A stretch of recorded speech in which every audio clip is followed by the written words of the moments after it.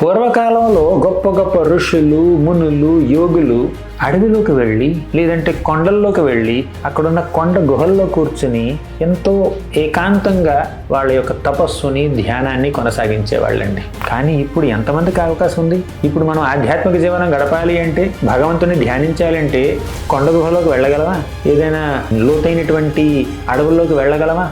కష్టం కదా. అంటే ప్రతి వ్యక్తికి ఆధ్యాత్మిక జీవనాన్ని అవలంబించే మార్గం ఉంది. ఆధ్యాత్మిక జీవనం అంటే కేవలం కొండ గుహల్లో కూర్చుని గడ్డాలు మీసాలు పెంచుకుని ఒక ఋషిలాగానే చేయడం కాదు. అలా చేస్తే ఓకే, అదొక రకం.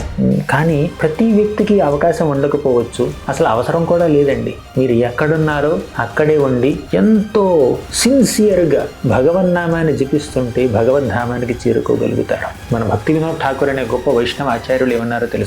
గృహే ఠాకో వనే ఠాకో సదా హరి బోలే ఠాకో. అంటే నువ్వు గృహంలో ఉన్నా, ఇంట్లో ఉన్నా, వనంలో ఉన్నా, అడవిలో ఉన్నా, కొండ గుహల్లో ఉన్నా, ఎక్కడున్నా కూడా సదా హరి బోలే అంటే ప్రతి క్షణం హరినే స్మరించు, హరినామాన్ని జపించు. అలా హరినామాన్ని జపిస్తే, హరిస్మరణ చేస్తే మనం ఎక్కడున్నా కూడా ఆ భగవద్ధామానికి చేరుకోవచ్చు.